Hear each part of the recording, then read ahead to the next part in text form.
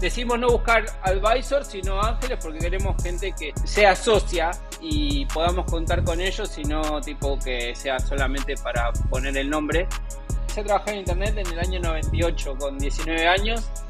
Empezó a preguntarle entre los conocidos si alguien quería comprar Taringa porque él no lo quería continuar más. Y a nosotros nos gustaba y nada, se lo terminamos comprando. Si tenés empresas en América Latina, hay que tener cuidado por donde usted camina. Si tenés un problema, que tenés tu guía. Indie versus unicornio, carrera a la cima. Con Cristóbal Perdomo y Lucas Lopatín, vas a aprender qué necesitas para poder invertir. Si un negocio en la tambo querés subir, vas a saber qué hacer para poder sobresalir. Bienvenidos al 11º episodio de Indie versus Unicornio.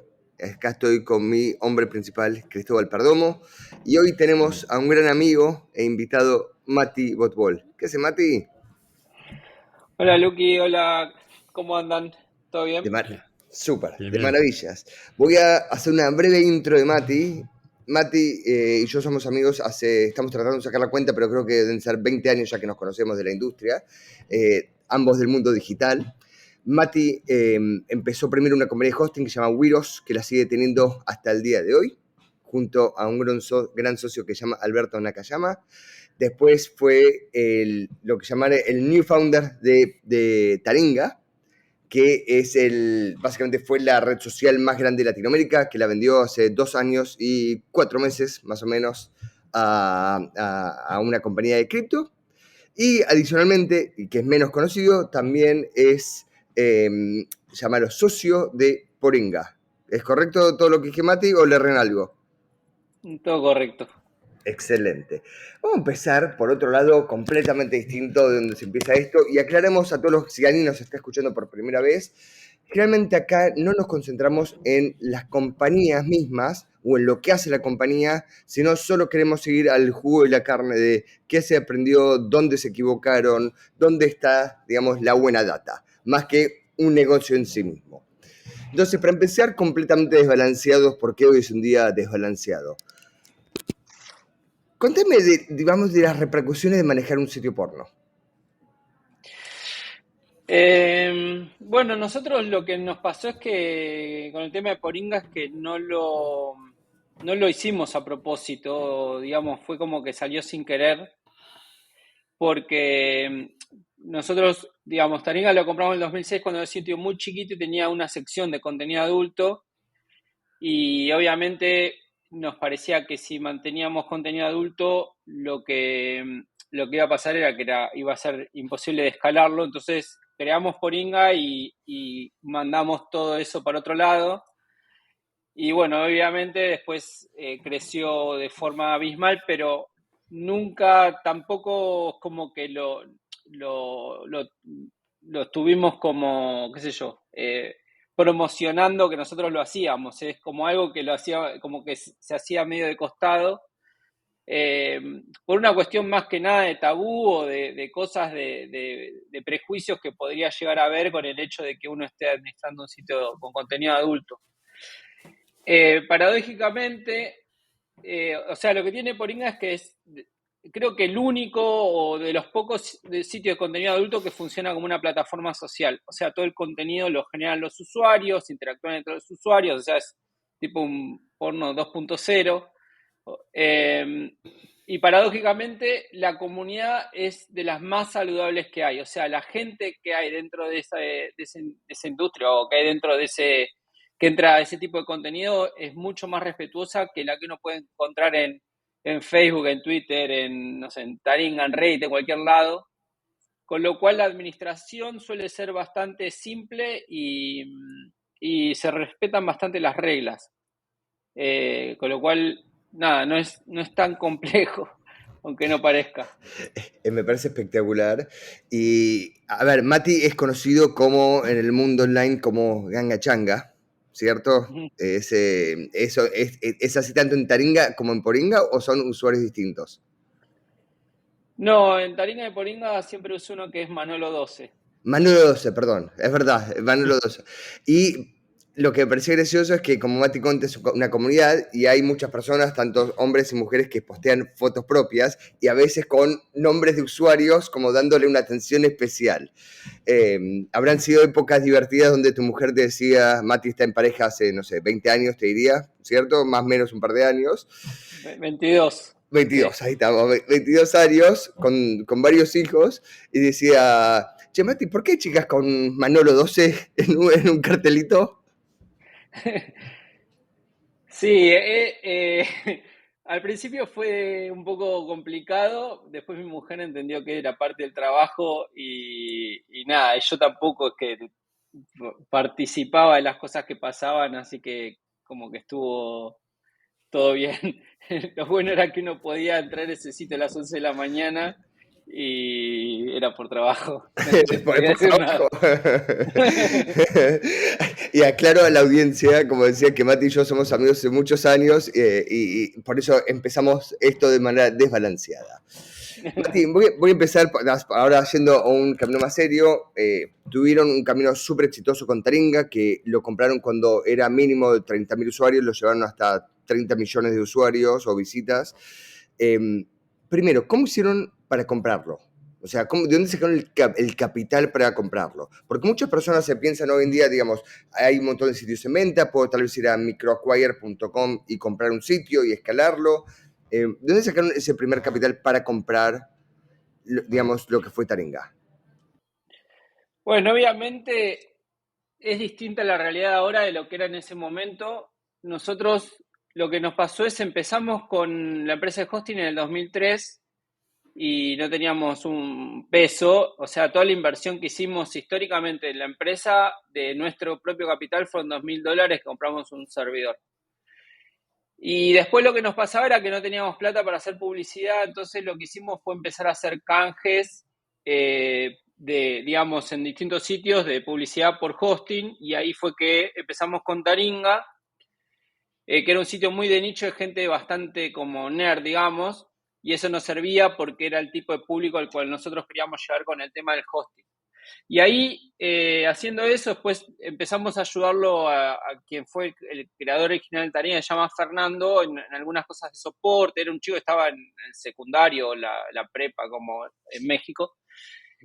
Así que empezamos a tener bastante buena relación y él en un momento se fue a trabajar a Costa Rica cuando terminó el colegio y ahí empezó a preguntarle entre los conocidos si alguien quería comprar Taringa porque él no lo quería continuar más. Y a nosotros nos gustaba y nada, se lo terminamos comprando y lo que fue usar tipo los ahorros que teníamos en la empresa, que eran $5.000 literal.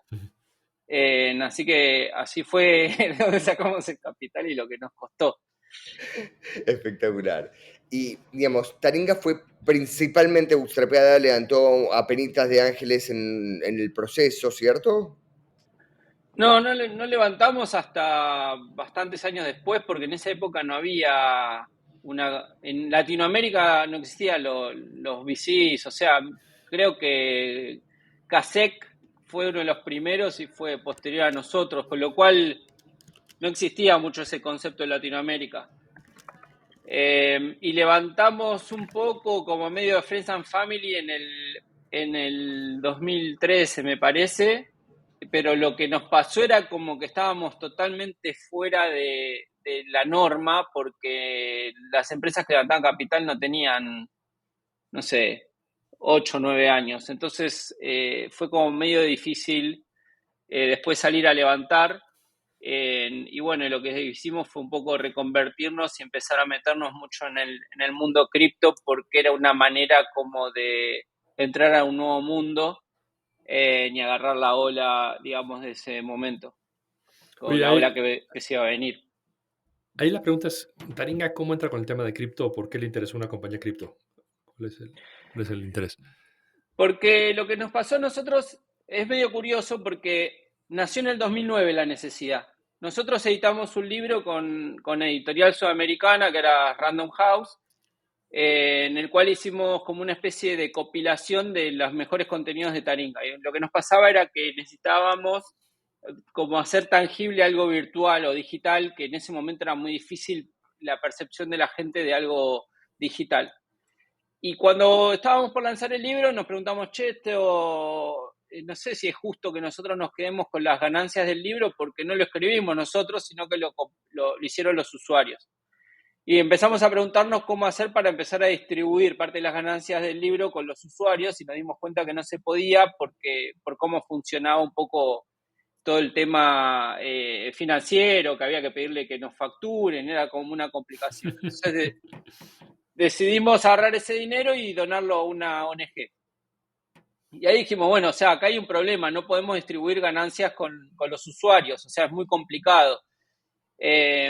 Y como que ese problema no estaba resuelto. Y cuando nació Bitcoin, nos descubrimos que podíamos transferirle como valor, o sea, Bitcoins o dinero transformado en Bitcoins, a personas de cualquier parte del mundo con un fee de costo de transacción muy bajo. O sea, podíamos mandar desde 1 centavo hasta, no sé, lo que sea. Y a partir de eso fue que empezamos a implementar, que eso fue en el 2014, empezamos a hablar con Sapo, que es ahora ya lo deshicieron, pero una wallet de custodial que había fundado Wenceslao Casares. Entonces hablamos con él para ver de poder hacer alguna integración y empezar a armar un sistema de revenue share dentro de Taringa que le podamos pagar a los usuarios de todas las partes del mundo. Y lo terminamos implementando en el 2015 justamente para buscar eso. O sea, nosotros siempre entendimos como el hecho de poder armar una especie de comunidad donde los usuarios tengan el poder y parte de ese poder era poder pagarles por el contenido que hacían o distribuirles nuestras ganancias. Y en Bitcoin encontramos como la solución. Y fue por eso que nos metimos. ¿Y la empresa que compró Taringa, cuál fue el valor que le ve a la compra? Bueno, y un poco en consecuencia de haber empezado con todo el sistema de revenue share en Bitcoin, después surgió todo lo que es Ethereum y los smart contracts. Justo en IO, que es la organización que estamos con Luqui, fue Tevi, que es uno de los fundadores de Decentraland, y contó cómo había armado una DAO para fundar Decentraland. Y ahí es como que yo me quedé súper flasheado con eso, porque dije, wow, podemos descentralizar Taringa. Y ahí armamos todo un proyecto para descentralizarla, que el proyecto se llamó Taringa Network, y armamos toda una lógica económica de cómo desarrollar una red social descentralizada, usando lo que ya teníamos con Taringa. Y entonces empezamos a hablar con distintas empresas de blockchain y hacer algunas alianzas. Hicimos tipo alianzas en su momento con MakerDAO. Después empezamos a hablar con otras tipo Algorand y Tron y demás. Y bueno, y justo terminamos hablando con la gente de IOV Labs, que ellos desarrollan una tecnología que se llama RCK, que son smart contracts sobre Bitcoin. Y aparte nosotros ya veníamos tipo un poco con amor al Bitcoin por haber empezado con eso. Y bueno, y la conversación después terminó surgiendo en el hecho de que ellos estaban interesados en adquirirnos. Y bueno, y tanto para mí como para mis socios era una buena oportunidad porque, digamos, ya llevamos muchos años haciendo lo mismo, de la operación la estaba manejando yo solo, digamos, mis otros dos socios ya estaban llevando adelante otros negocios. Así que bueno, por eso fue que terminamos de decir vendiéndola y el valor que ellos vieron es el hecho de poder usar su tecnología para poder darle uso a o sea, usar Taringa para darle uso a su tecnología. Claro. Espectacular. Mati, ahora estás con un nuevo emprendimiento, ¿cierto? Básicamente está con algo que se llama Maslow, que después pasamos todas las URLs y todo para que se puedan ver. Pero lo que me resulta interesante, Mati, es que esta vez fuiste a levantar plata de una, ¿cierto? Del día Sí. cero vos dijiste, esta vez vamos por el camino unicorniano. ¿Qué cambió en tu cabeza hacia esto? ¿Por qué decidiste esta vez con Maslow lo voy a hacer distinto? Nos pasó que, bueno, yo todas las empresas las hice bootstrapeando. Cuando empezamos a trabajar como en la idea de lo de Maslow, o sea, me pasó una cosa antes. Cuando después de la venta de Taringa me quedé como 2 años como parte del earnout y mi idea era tomarme un año sabático. Pasaron 3 meses y estaba que me estaba por suicidar básicamente porque mi vida dejó de tener sentido en ese momento. Así que venía hablando con Diego, que es quien ahora es mi socio, de armar algún proyecto nuevo, y surgió lo de Maslow, y cuando surgió lo de Maslow nos dimos cuenta de que es un problema global, o sea que no es solamente una cuestión regional, sino que podíamos crear algo que podía desarrollarse a nivel global, y que si lo hacíamos bootstrapeando, lo que nos iba a pasar era que podía venir otro y robarnos el mercado. O sea, como es un proyecto, como que entendemos, bastante disruptivo, necesitábamos acelerarlo rápido. Y por otro lado, también creo que le pasa a Diego, pero por lo menos a mí lo que me pasa es que yo un poco lo que busco cuando desarrollo una empresa o hago un emprendimiento es poder aprender y hacer cosas nuevas. O sea, me aburre estar haciendo siempre lo mismo, y lo que yo siempre sentía era como que había podido hacer un montón de cosas bootstrapeando, pero nunca había podido aprender de cómo era levantar capital y toda la aceleración que tiene eso, y conocer la gente que está metida en ese negocio. Y mismo yo, si el día de mañana, digamos, te interesa ir a invertir en distintas empresas, me pasa que no conozco la visión del VC o del inversor. Entonces se daban muchas cosas que todo llamaba que lo hagamos levantando capital y no bootstrapeando. Así dijimos, bueno, salgamos a buscar capital, y en el momento que recibimos la primera inversión, arrancamos con el proyecto y nada, y le metemos. Y bueno, y empezamos con ese camino, que después empecé a descubrir un montón de cosas buenas que tiene levantar capital, que creo que sumar las experiencias de haber bootstrapeado y lo que es levantar capital, hay como muchas cosas que son buenas de ambos lados, y que si uno las combina puede generar algo mucho más grande que hacer una cosa o la otra. ¿Cuáles serían los beneficios, aparte de hablar con gente interesante como Cristóbal? Mucho mérito me das. Una cosa que para mí es como muy valiosa, que no me pasó cuando bootstrapeé, es, por ejemplo, lo que hicimos fue armar una lista de todas las debilidades que tenemos nosotros como emprendedores o como empresarios. Y dijimos, bueno, estas son todas las cosas que tenemos de debilidades, estas son todas las debilidades que tenemos nosotros en la industria, y salimos a buscar ángeles que puedan ayudarnos en reforzar eso. O sea, decimos no buscar advisors, sino ángeles, porque queremos gente que esté como, sea socia y podamos contar con ellos, y no tipo que sea solamente para poner el nombre. Y bueno, y a partir de eso, lo que termina pasando como es que empezás a tener el apoyo de un montón de gente que cuando estás bootstrapeando no lo tenés. O sea, para mí cuando bootstrapeás es como que sos un tenista, y cuando levantás capital es como que armás un equipo de fútbol. Que podés tener seguramente algún jugador que no sea el que capaz que no te gusta cómo juega del todo, o no te caiga tan simpático, pero tenés un equipo que sabés que podés ir a preguntarle, le podés pedir un contacto, podés como pedir ayuda y van a estar ahí.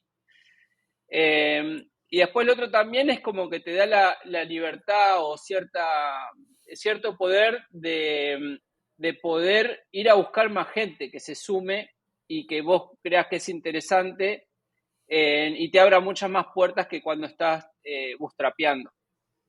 Y obviamente también creo que cuando manejás capital que no lo estás poniendo en tu bolsillo, si uno es inteligente, lo usa mucho mejor que cuando es capital tuyo, porque estás como menos agarrado, digamos, te ayuda a tomar decisiones que no las dudas tanto, sino como que te ayuda a arriesgarte un poquito más que cuando estás bootstrapeado. Obviamente, si después uno está derrochando el dinero, va a ser una mala decisión, pero si uno lo toma en una buena medida, creo que es mejor que cómo se toman las decisiones, y te da más libertades. Completamente. Una cosa que me resulta muy interesante de lo que mencionaste, que es verdad que los emprendedores que bootstrapean están más solos normalmente. Y mi recomendación sobre esto es siempre búsquense comunidad. O sea, hay mucha comunidad, tal vez no van a ser tus socios o inversores, pero sí puedes tener aliados o, digamos, o personas que vas a batalla en conjunto. Tenés comunidades, por ejemplo, que Mati y yo pertenecemos, que se llama Yo, que tenés personas que te ayudan y te apoyan en el proceso, al menos a vos mentalmente. Creamos la comunidad de bootstrapeados.com también, justamente para eso, para que se conozcan entre diferentes bootstrapeados y puedan generar comunidad. Creo que es como una de las grandes falencias y hay manera de suplirlo y creo que es importante hacerlo, aparte de eso. Oye, a ver, yo tengo una pregunta que a mí me llama mucha atención, el tema de los co-founders, ¿no? O sea, ¿cómo pasó en Taringa y cómo pasó ahora? ¿Qué aprendiste de los co-founders de Taringa? ¿Qué aprendiste de los co-founders de ahora? ¿Qué hiciste distinto?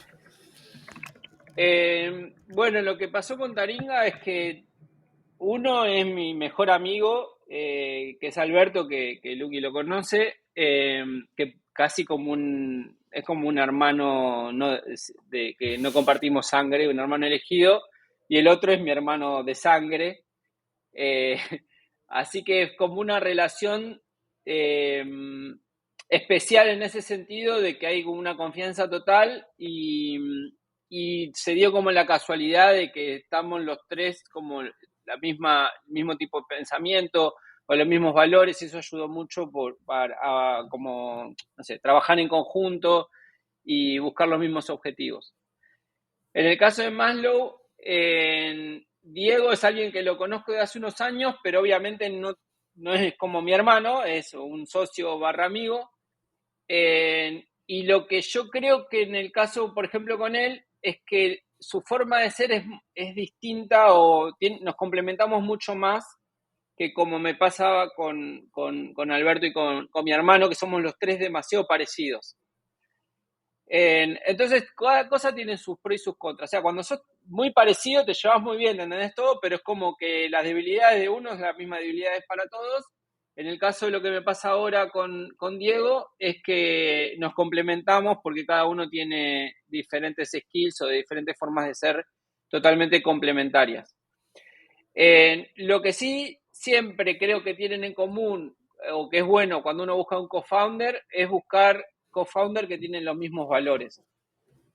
Porque este camino, yo creo que el camino de emprender es un camino básicamente de desgracias más que de aciertos, y si uno no tiene los mismos valores, seguramente termine peleado, las cosas no terminen bien. Entonces es como ir a la guerra y saber que vas espalda con espalda para luchar con todo lo que se venga.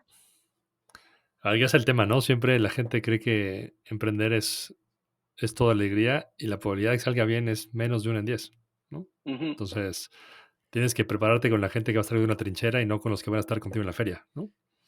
Sí, exacto. O sea, yo creo que el 99% de los momentos son amargos para llevarse el 1% dulce. Solo que la gente ve el 1% y se creen que van a ser Elon Musk y que pero no es así. El 99% de la gente es mejor que el promedio, ¿no? Sí. Sabes que, Mati, dijiste algo interesante, digamos, de buscar gente distinta. Yo a vos te consideraría una persona bastante introvertida. ¿Estás de acuerdo conmigo en eso? Sí, 100%. Y creo que tus ex socios también lo eran, que es bastante parecido en su forma de ser. Y Boris, Diego, tu nuevo socio, es bastante lo contrario, digamos, es alguien bastante extrovertido. ¿Cómo dirías que te ayudó, o tal vez fue una desventaja, ser introvertido en tu camino? Y también, ¿cómo hiciste para superar, digamos, esos momentos cuando tenés que estar, digamos, en situaciones que no te gusta o no querés? ¿Y cómo hiciste para superarlas? Lo malo de ser introvertido es que uno básicamente no le gusta hablar con gente o se incomoda, con lo cual si uno tiene que salir a vender, por ejemplo, termina haciéndolo bastante mal y busca las formas de evitarlo. En ese caso, a nosotros nos sirvió porque todos los modelos de negocio que hicimos generaron o generan ingresos casi sin participación humana, o sea, son máquinas de hacer plata. Que eso es lo bueno. Lo malo es que muchas veces podés salir a vender o generar más plata si tenés un skill de venta.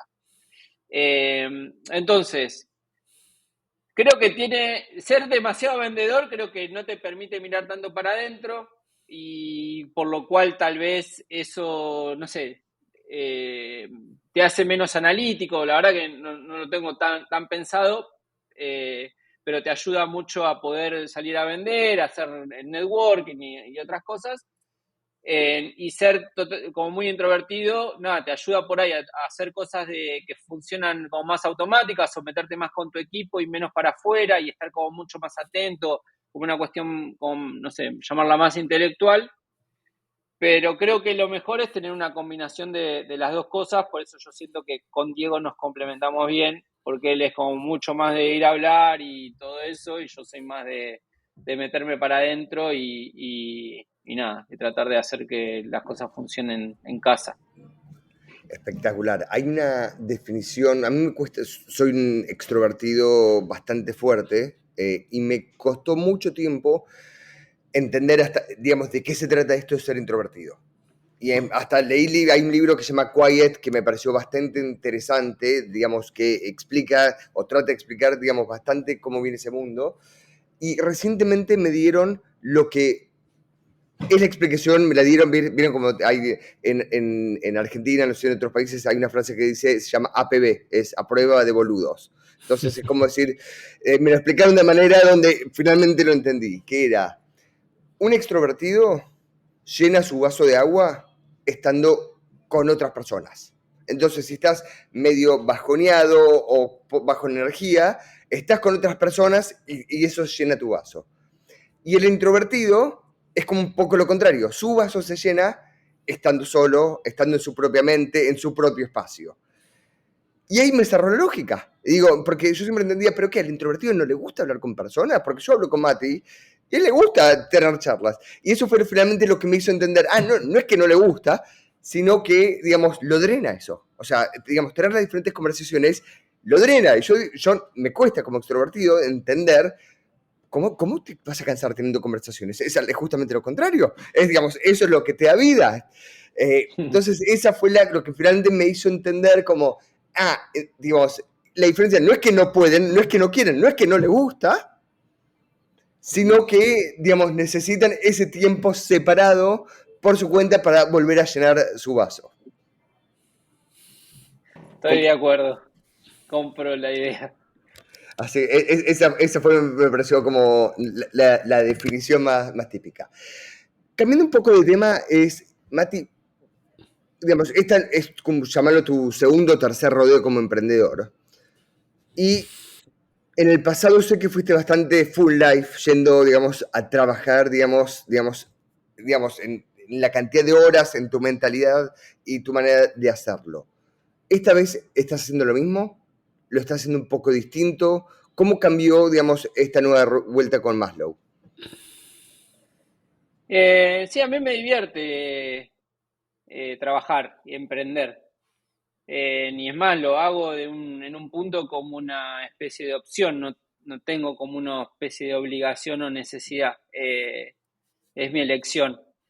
Y lo que me gusta de trabajar no es tanto el hecho de trabajar, sino un poco el challenge. Yo siento como que, viste, es estar jugando un videojuego en un punto, y estoy jugando el videojuego que me gusta y como que no me canso. Por ahí lo que va cambiando es la forma que uno va como jugando el videojuego. Al principio uno lo juega un poco más tosco, después empieza a aprender y como que cada vez lo juega de una manera más profesional. Entonces yo creo que ahora lo que termina pasando es que la manera en cómo lo juego termina siendo como más estratégica, o hago las cosas de otra manera, o delego cosas que ya me doy cuenta que no suma valor que las haga yo, pero le termino dedicando bastante tiempo, pero porque me gusta, la verdad. Oye, hablaste de que la oportunidad de Maslow la ves como un tema regional, ¿no? Eh, Pensando en eso, Taringa estaba basada en Argentina. ¿Maslow es el mismo caso o ha cambiado la situación Argentina como headquarter o mercado fuera de Argentina? Con respecto a cómo trabajamos con Taringa y la diferencia con lo de Maslow, es que en Taringa sí fue, digamos, el headquarter o la empresa era una empresa argentina, y desde Argentina es como que crecimos a toda la región, pero no nos expandimos como empresa en otros países. Hicimos algunas cosas comerciales, pero no tuvimos oficinas ni nada. Y eso fue un problema, y sobre todo Argentina muchas veces no te ayuda con esto por la situación económica y por cómo son las cosas. En cambio, con Maslow ya la pensamos como una cuestión regional. Tenemos equipo de trabajo en Argentina, tenemos algunos clientes en Argentina, pero nuestro principal mercado es México. Sumamos un co-founder en México que viene con mucha experiencia en todo el área de recursos humanos, que es un argentino que hace 15 años que vive en México. Y lo que estamos haciendo es desde México ir bajando para el resto de todos los países de Latinoamérica. Pero lo que no queremos, hasta nos prohibimos en un punto, es crecer en Argentina porque creemos que eso no ayuda, sino que va a terminar restando. Oye, y el tema este de hacerlo regional, a veces algunos emprendedores parece que tienen prisa, ¿no? Por salir de su país o tener 5 países o juntar banderitas, ¿no? ¿Ustedes eso cómo lo ven? ¿Es un negocio que creen que si no se apuran les puede ganar a alguien? ¿O es un negocio que vale mejor consolidar un mercado y desde ahí ir con fuerza a otro lado? Bueno, por el modelo de negocio que nosotros tenemos, o sea, lo que nosotros hacemos es proveer compensaciones y beneficios flexibles. Entonces eso permite que muchas empresas que tengan gente distribuida en distintos países de Latinoamérica les puedan dar a todos el mismo nivel de beneficios, que es algo que ahora les está costando mucho hacer.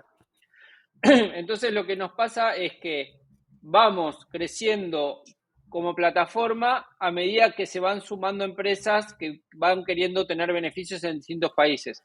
Esa es un poco la barrera de entrada. Entonces, nos vamos consolidando en adquirir clientes en México y en Argentina, que en Argentina hay muchas empresas que tienen empleados diversificados. Entonces lo que hacemos a partir de ahí es empezar a generar la red de beneficios en cada uno de los países y a partir de ahí después es salir a buscar los clientes locales.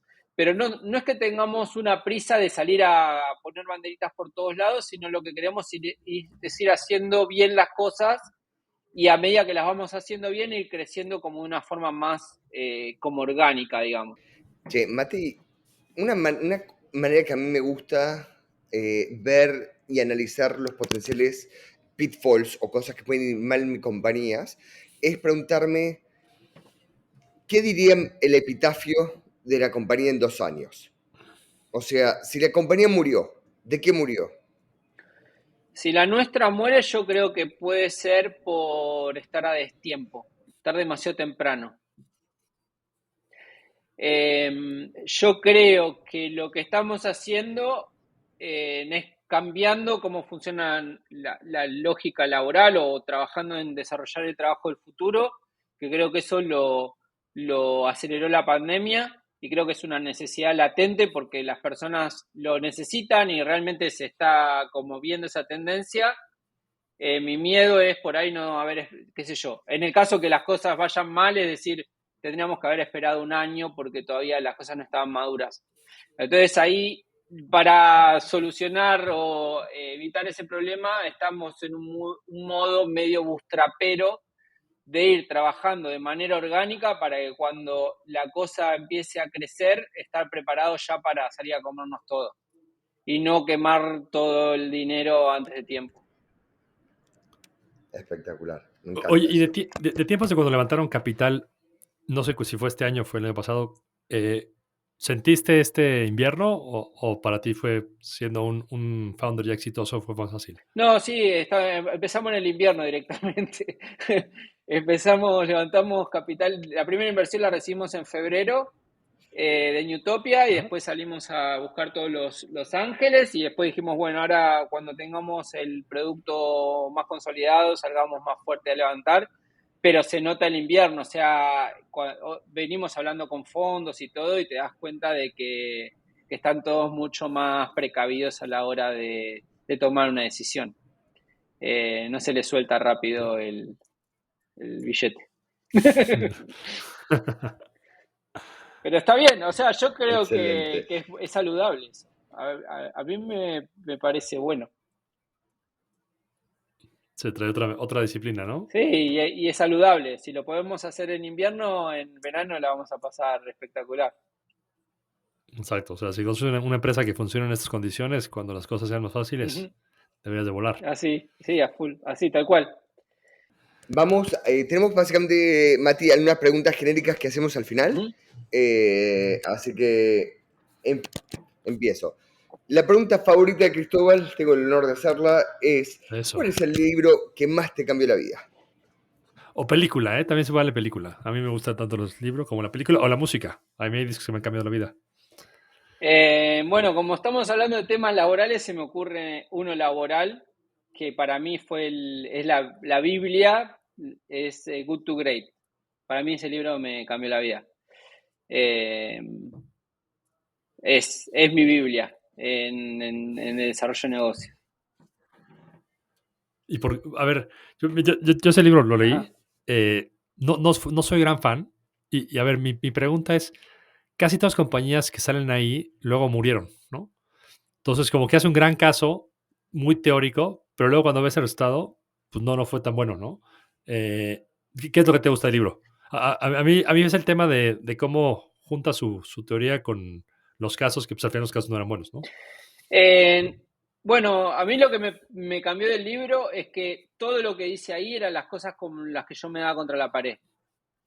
O sea, si esas fuesen los 9 mandamientos, yo pecaba con todos y cuando leí eso dije, ok, acá hay alguien que dice una forma distinta de hacerlo y cuando lo empecé a hacer, las cosas empezaron a resultar. Entonces me enseñó de cómo pensar las cosas de una forma diferente y me dieron resultados. Sí, muchas veces dicen que los libros llegan cuando uno los necesita, ¿no? O sea, Sí, tal cual. te Y otro iluminan. libro que también me cambió la vida, que fue Padre Rico, Padre Pobre, lo leí en el momento que decidí dejar de trabajar en relación de dependencia. Y ese libro en su momento para mí fue revelador. Lo volví a leer hace unos años y dije, ¿cómo me sorprendió este libro que es tan estúpido? Pero en su momento fue como la luz y creo que lo leí en el momento correcto, como decís vos, o sea, creo que eso es lo que a uno le termina, o sea, comparto con lo que decís, que es así, o sea, cuando te llega en el momento correcto te cambia. Oye, y a ver, ahorita ya emprendedor exitoso más de una vez, emprendedor de nuevo, ¿crees que en Maslow encontraste tu obra final o es algo que crees que no vas a poder dejar de hacer? No, intenté dejar de trabajar y no pude, así que con Manlo ojalá sean, no sé, el resto de mi vida y si no es así, vendrá otra cosa, pero no me imagino no trabajando. Pero intenté tomarme un año sabático y me di cuenta que no podía. No, y ya, Ni trabajar otra cosa. ni trabajar otra cosa. O sea, yo empecé a trabajar en internet en el año 98 con 19 años y es lo único que sé hacer, así que no sé o sea, fundé una empresa real estate acá en Austin y todo, pero lo mío es esto, o sea, como soy un jugador de fútbol que voy a morir en el fútbol. ¿Y qué tan fácil es hacer esto remoto, no? Porque suena muy bonito lo de remoto, pero otro día hay una frase que me dio mucha risa que decía, fantástico lo del trabajo remoto, pero solo acuérdense que los que van a la oficina van a ser los jefes de los que no van, ¿no? Sí. No sé si lo ves así.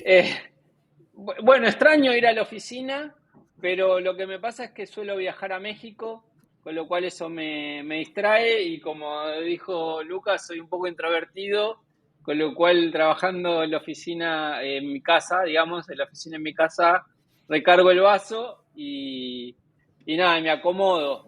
La verdad que extraño lo físico, pero bueno, también decidí este estilo de vida, decidí venirme a vivir acá y bueno, es como una de las cosas por ahí no tan lindas que tiene, pero igual se puede hacer.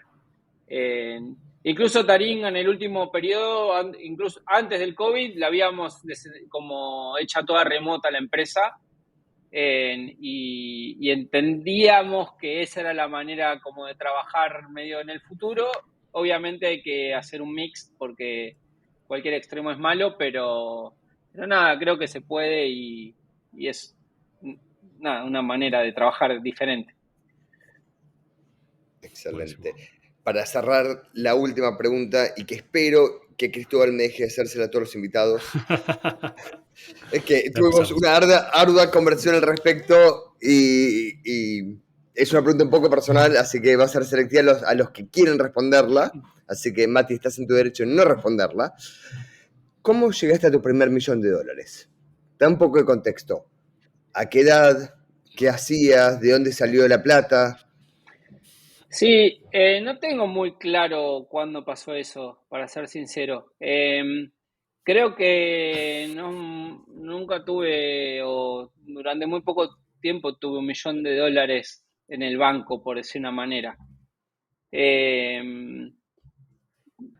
Así que sé que lo logré, digamos, mientras llevamos adelante Taringa. No tengo muy claro tipo el momento exacto, como decía, tengo $1.000.000. Pero no sé, habrá sido alrededor de los 32, 33 años. O sea, no tengo una foto como, viste, que decís, fue tal momento, tal día. No sé. No, Lucas, que la foto con el cheque. Claro, una foto con... No tengo eso y si bien obviamente el dinero me importa y me motiva, no es como que yo dije, wow, esto es lo que quiero lograr en la vida, con lo cual nunca le presté tantísima atención a ese momento.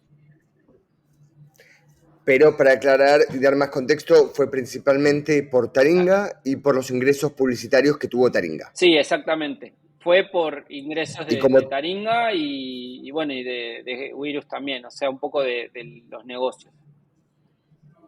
Y como ambos negocios son bootstrapeados, vos decías, una parte era decidido reinvertir para seguir haciendo el negocio y otra parte para Papito, ¿correcto? Sí, exacto. Que muchas veces es como, me parece que no se habla suficiente de esto. Lo bueno de tener un negocio bootstrapeado es que uno decide a qué ritmo ir y cuándo reinvertir fuerte y cuándo poder sacar dividendos y cuándo, básicamente, en qué año decidir hacer cada cosa. Que cuando uno tiene inversores es algo que eso no se puede hacer.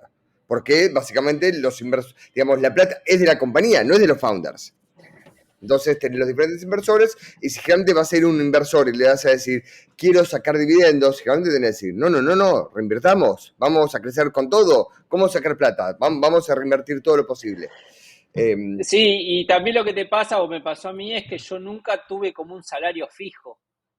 Creo que nunca gané durante los mismos meses, una cantidad de meses, la misma plata. A veces era como, obviamente por ley o lo que sea, tenía un salario base como para vivir o no sé, justificar ciertas cosas, pero eso cambiaba todo el tiempo. Como que hay un buffer. Exactamente. Hizo los vaivenes de cuando un mes es buenísimo, decís, uy, no puedo creer, este mes fue increíble, y al otro mes va mal, decís, ay, me quiero morir, y es ese como roller coaster típico de startups. Mati, fue un gran honor tenerte, aprecio tu tiempo, 100.000, y gracias. Estamos acá, tenés 2 cheerleaders por Maslow. Bueno, muchas gracias, un placer. Lo único que tengo una crítica hacia ustedes, que vengo escuchando sus podcasts y creo que están equivocados con el nombre y no es Indie versus Unicornio, sino que tiene que decir Indie y Unicornio, porque de versus no tienen mucho. No hay mucho. Sí, muy buen punto, ¿eh? Pero, o sea, ¿sabes qué? Estoy de acuerdo con vos. Y es algo positivo eso significa, porque eso significa que la vida no es, digamos, blanco y negro, sino que hay una matiz que es cómo correr una compañía. Es prácticamente de la misma manera si levantaste plata o no. Digamos, hay pocas maneras de hacerlo de manera correcta. Y creo que ahí es donde estamos generalmente bastante de acuerdo. Mati, ¿dónde te encuentra la gente? Acá es donde te vendés. En LinkedIn, creo que es la red social que más uso. Tengo cuenta en Twitter, pero no soy usuario de Twitter. Y si no, en Instagram y en LinkedIn soy Matías Botbol y en el resto del mundo digital soy Ganga Changa.